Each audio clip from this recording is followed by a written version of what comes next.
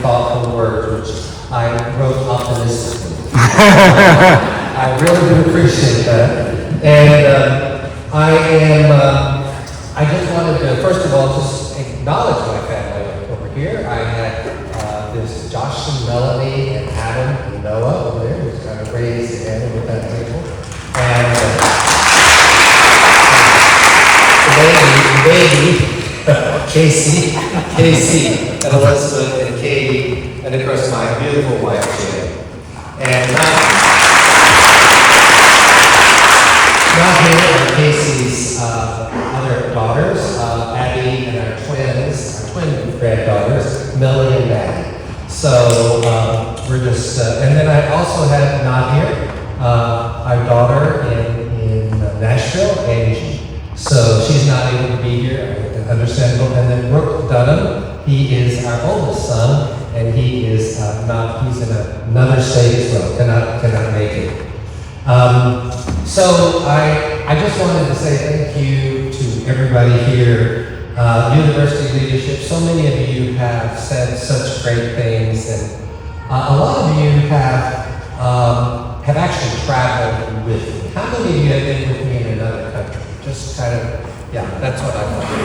That's we've had some real adventures, 3 over there. Boy, if we didn't have some adventures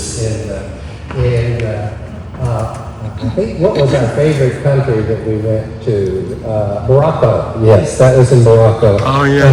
And we didn't know at the time, with Kyle, we didn't know when we got there. Morocco. We didn't know when we got there that it was going to be Ramadan. And so when we got there, we said, it's Ramadan, and he says, don't worry, anybody, even if you're not, non-Muslims can eat. Well, that was great, but there were no restaurants. So at one particular point, we drove by and we saw a guy selling bananas in the street. We were in cars, and I said, Frida, can we buy those bananas and eat them? And because we were starving. And she said, sure, no problem. And so we got the bananas, and then Frida says, well, don't let anybody see. So we're in the car. So we have to get down on the floor. Kyle says, I feel like I'm smoking weed.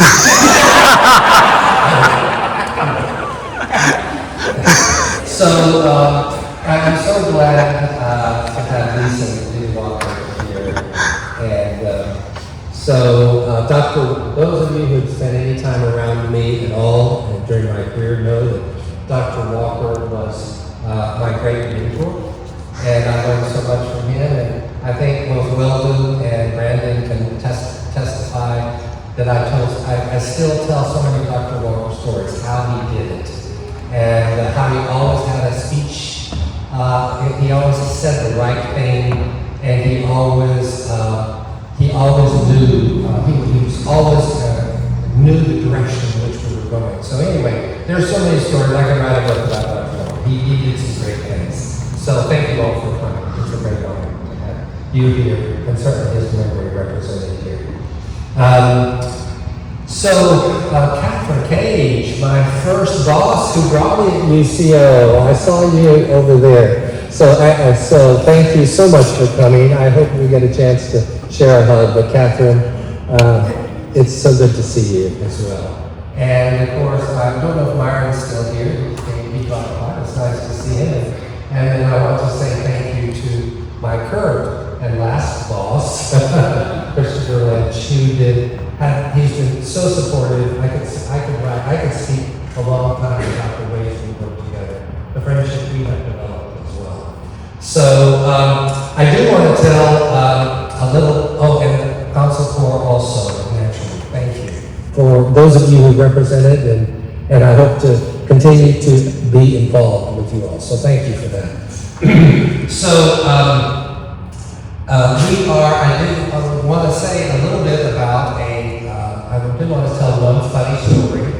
And I think it's only fitting that this funny story be something, some of you have heard this before, and I know when you start hearing it again, you'll say, oh, I'm so glad to hear this story again. But this is about the guy who's going to replace me as best he can, Brandon Williams. So, it's a funny story about Brandon. So, when Brandon came 14 plus years ago to our office, and Catherine Gage had just allowed him to become coordinator for intercultural activities, something of that effect. So he was running around very early in the job, and it was a busy day. Remember, it was a busy day. I was in my office, I was tapping away on the computer. Weldon was at his little circular table, tapping away also on the computer. And so she walks in to my administrative assistant, Pat Casey, walks in. Now she took care of everybody, and she said, "Oh, Brandon's mother is here." Well, when somebody family visits, it's courtesy for me to go out and say hello to the family visitor. So she said, "It's his mother's here." So I said, "Okay, well, I'll come see Brandon's mom for just a second." So I continued tapping. Pretty much Pat says, "Have you seen his mother yet? Have you seen Brandon's mother?" And I said, "Well, no, I'll do it right now." She said, "Well, she might be leaving." And Pat talked to me like that. She talked to everybody like that. "He might be leaving. You need to go see her." So I said, "Okay." So I get around. I walk around the hall. It's a crowded hall. I remember a lot of people walking back and forth. It was a welcome week. And I see Brandon coming this direction. It seems kind of dark, but he had the phone in his ear. Now I'm going to tell you the twist. The twist was, Pat got it mixed up. It wasn't Brandon who had a mother there. It was a student named Tyler whose mother was in the office. So it wasn't Brandon's mother in the office. So Brandon walks by me, and I'm pausing. I'm looking at him. He's talking on the phone. Finally, he says, "Excuse me just a moment. My boss wants to ask a question." Now, so I lean over and I say to Brandon, "Brandon, would you like me to meet your mother?"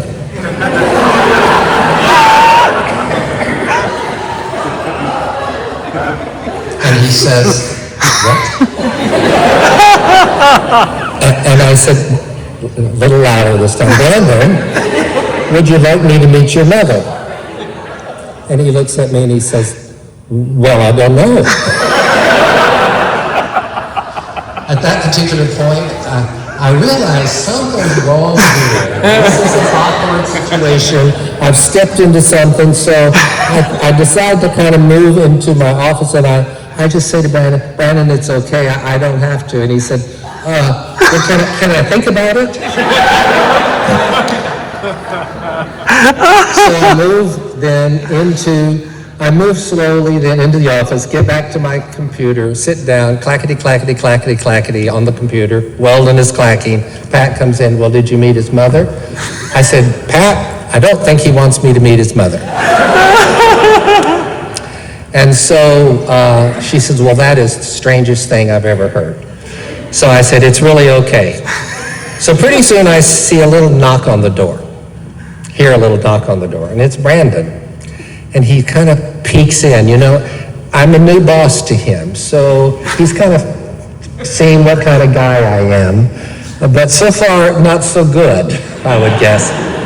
I did find out later he thought if it was some sort of OGA ritual he didn't know about. Because I'd asked for his mother, but not his father. So he was trying to figure all that out. But he came in and he said, "So yes, I think you can meet my mother."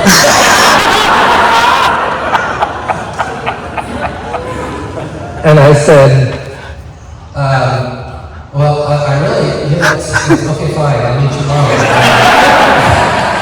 And Brandon said, so by this time he comes around to my desk, very low now, and he said, "I do have a question." I said, "What?" He said, "Can I ask you why you want to meet your mother?"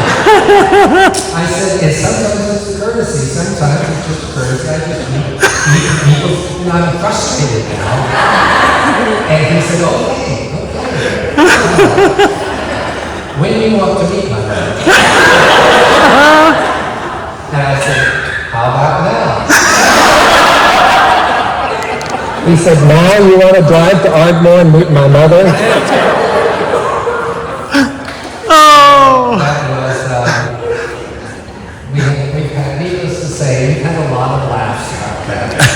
It never gets tiresome. This is probably my last time to tell that story. But we had a lot of fun as people have talked about global affairs, and it's been a really exciting time. But I've learned a very important truth along the way. If you are where God wants you to be, it's not too hard to find someone to serve, to find someone to help. And so this is how we are involved in this wonderful, wonderful career. Those of you in the Office of Global Affairs, the team, Office of Global Affairs, raise your hands. Students and staff, yes. Tina, who was a former member, yes, absolutely. And it's great joy. So a lot of people think of us as processing students, but we don't just process students. We care about students. We walk with them, we care for them, we take care of them. If you go in our office, you'll see that we advocate for them. And I know to the international students, we're not a perfect office. We make mistakes, but when we fall short, and sometimes we do our best to make it right. We've discovered along the way, and something I like to tell my staff, because it sometimes seems hectic, but the difference we're making in these students' lives, small things are massive. One of those things, for example, some time ago, well, when I first came to UCO, I was looking for a dentist. Had to get a new dentist in Edmonton. So I flipped open the book and I found Jojoba. His name is Jojoba, and I kind of like that name. So I like international, but I'm gonna pick a dentist with a good name. So I went in and I sat down and I was put into the chair, sat down, and so I'm sitting there in the chair, and suddenly I hear from the dentist, walks in the door, Dr. Dunham, he begins to shout. And I said, I guess he's a student or something. Turns out he was a student when I was at Oklahoma City University. And he's from Lebanon. And when he came to my office one day, and he said, I'm out of money. I don't have enough tuition. So I helped him find a job. I don't remember. We do these things all the time. But he said, thanks to you, I've been able to bring my family to medical school. I finished my degree. I own Bright Smile Dentistry, if you're aware of it. He said it made a huge difference in my life. I said, really, I don't need any credit for that. But I did accept the free teeth.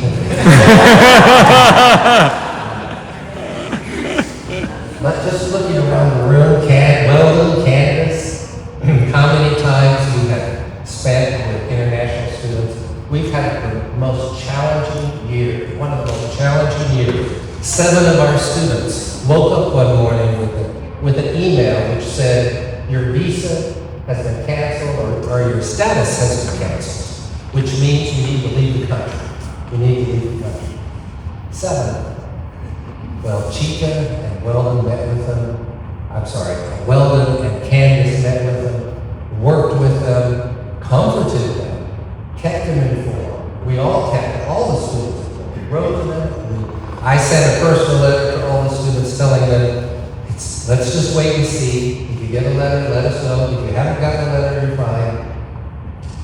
And little by little, through hard work and care of our staff, all the students had their status returned.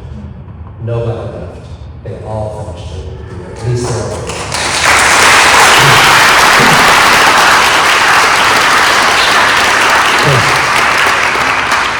We got a big email from Chica. Where's Chica? Chica here? Chica, who said, was overjoyed when a student's complicated case, she was able to change the visa to an F1 visa, which ensured that this student would be able to stay here in the United States. Where is Dina? One of our counselors as well. Dina. So Professor Sunshine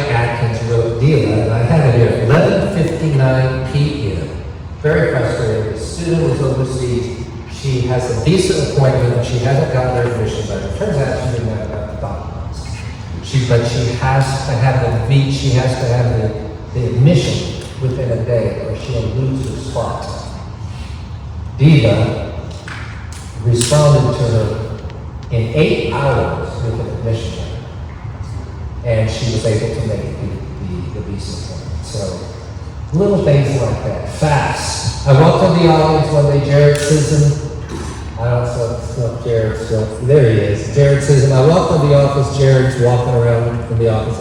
And I said, Jared, why are you walking around in old clothes?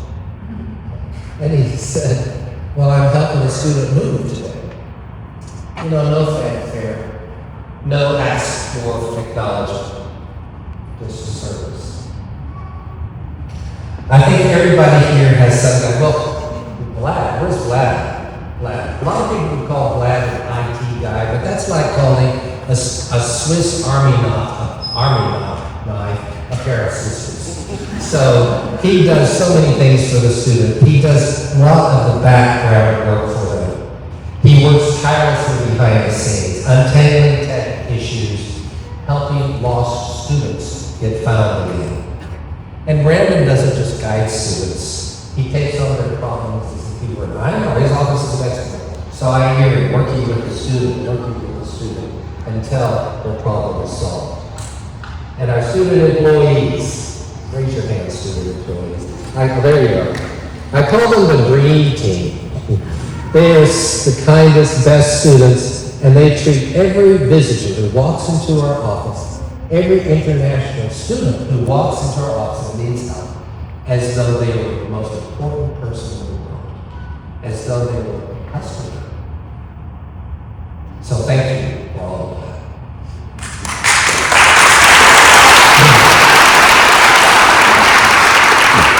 So this is what I've learned.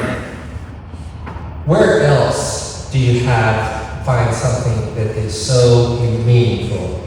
Where else can you find something that is so important? What a blessed man I am to have had such a career. And to those of you continuing this work, thank you. And I ask that you keep listening and keep serving and keep loving. The international students who've been part of my life, well, you've made me a better man, and I love you.